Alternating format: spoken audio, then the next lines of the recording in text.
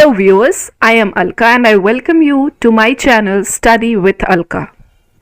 Today in this video I am going to talk about one of the very important questions that is asked in MEG-16 of IGNOU, that is the thematic concern of Indian folklore. Actually, dear students, a direct question is given on this topic, and the question is asked: discuss about the thematic and narrative concern of folklore studies in India.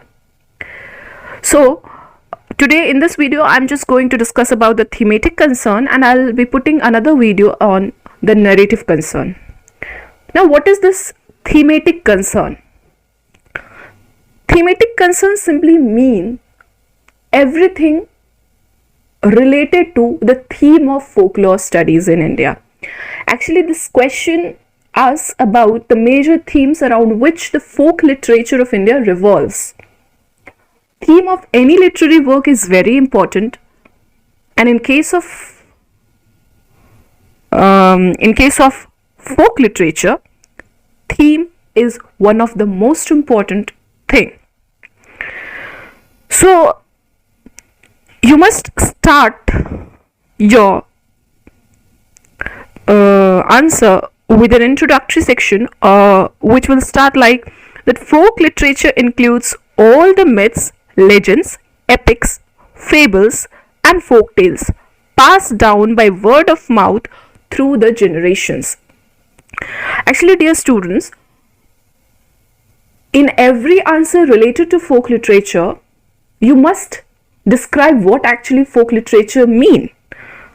So introductory part of your answer must include the definition of folk literature. So you can write that folk literature is a kind of a literature that includes all the myths, legends, epics, fables and folk tales passed down by word of mouth through generations. So I have already discussed that folk literature is a kind of literature where the ancient tales and legends are being told, and they are passed down from generation to generation just through word of mouth. So oral narration actually become a very important part of folk literature. The second point that must be added in your answer is that folk literature is considered as people's literature. So as it's very obvious that this very literature is called as folk literature. Folk, the word folk means people. So folk literature basically is considered as people's literature, as it is identified by the folk or people it belongs to. It thus keeps on evolving, progressing, adapting and reorienting itself along with the change of time and need of folk who create, possess and further folklore generations after generation. So this is a very important point, that some factors on which the growth of folklore depend is that the point of view of the folk, of the people who actually create those literature and possess those literature, and they are the people who actually further those literary work from generation to generation. So folk literature thus keeps on evolving, progressing, adapting and reorienting itself along with the change of time. So with every change in time, every dynamism of time, there is a need of the folk, there is a change, there is an evolution, there is a progress of folk literature, which entirely depend on the folk, on the people who create and possess those literary work. Now, if we talk about the main part of the answer, main body of the answer, it includes that the desires, aspirations, creativity and aesthetic impulse of a folk are major source of folk literature. So as I already told you that this answer must include the theme of folk literature and the sources from where folk literature or literary work of folk world get influenced. So desires of people, the real aspirations of the people, creativity and aesthetic impulse of a folk are major sources of folk literature. In India, folk literature has been progressive, revolutionary, and rich in terms of themes, narratives, and issues, like most of the folk literatures of the world. So, like any other folk literature of the world, in India also the folk literature has been something which is quite progressive, revolutionary, and rich. If we talk about its themes, its narrative aspect, or the issues which it discusses mostly. Folk literature displays stories that revolve around social and cultural undercurrents of common people and their life. So, the basic theme around which any folk literary work revolves is the social and cultural undercurrent, or the cultural differences, cultural aspects of the common people and their life. Actually, social and cultural aspect of the people and of the place is a very important part in any other form of literature, be it poetry, be it drama, or anything else. But in case of folk literature, it is actually the most important and the most specific point. So folk literature, without discussing about the social and cultural undercurrent, is incomplete. People's lives and experiences, efforts to resolve the conflict, struggles to better the life, emotional and intellectual journeys, reasons and rationality, issues of existence and conservation, as well as preservation of nature, are some of the influences behind folkloric work. So some of the important influences behind every folkloric work are the experiences, the efforts to resolve the conflict. These conflicts can be personal, can be social, can be anything related to individual or to a mass. So it involves everything, every struggle which a folk undergoes to better their lifestyle. Actually, folk literature provides people with a medium of expression which smoothly tells their story and enriches itself with every narration. So as I told you that folk literature is something which mostly depend on oral form. It mostly depend or is highly influenced by storytelling art. So it is something which is told from one person to another person, and with every narration there are certain changes in the basic plot line of the story which make it a fresh yet interesting narration. In case of folk literature, the instinct of storytelling becomes the central tenet. So, oral tradition, oral storytelling and folk literature go hand in hand.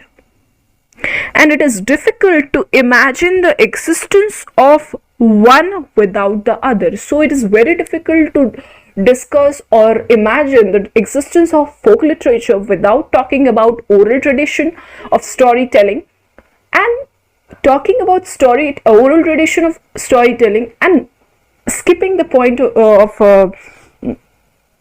skipping the discussion of folk literature is impossible.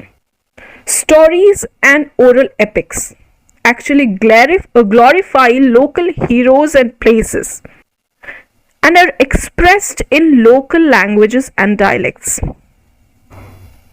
A folk text grows on being told, even if the original story comes from a book. So even if the original story which is being told from one generation to another generation, or from one region to another region, is taken from a book, but it grows only on the idea of being told. Because it is being told from one people to another, it's spread rapidly among a particular mass of people. The retelling of every folk text leads to creation of a new text, and this feature also qualifies the theme and narratives of folk literature. Folkloric themes are mostly inspired by universal truths, lessons, and values affecting people's lives and actions. Folkloric works often support reasons and rationality over superstitions and blind faiths. So, as I have told you that in like any other folkloric work, Indian folkloric work was also quite progressive and evolving with time. So, it actually advocated or conflicted with the superstitious ideas and blind faiths and discussed about reasons, logics, and rationality. It mostly focused on reasons and rationality. Although the folkloric texts may appear to be handling the dated stuff like not having children, kings without heirs, superstitions related to various socio-cultural issues, but on the whole, the folk literary spirits uphold the positive and liberal shades of humanity. So this is the main body of your answer. Now, to strengthen your answer, you must add few examples that should be the conclusion of your answer. So in conclusion, you can add these examples. For example, the medieval giant tales about Prince Charming questions the importance of physical beauty over the inner or spiritual self and the futility of corporeal exquisiteness and accentuates the ethereal self. Also, the stories of Birbal, Tenali Raman, Mullah Nasruddin often revolve around similar basic structures. We all know that Birbal, Tenali Raman, Mullah Nasruddin are some of the very renowned figures of our folk tales who actually are known for their wit and humor, and their stories basically revolve around same plot. These three legendary figures are popular among the masses for the wit and humor with which they would handle the most complex situations and problems.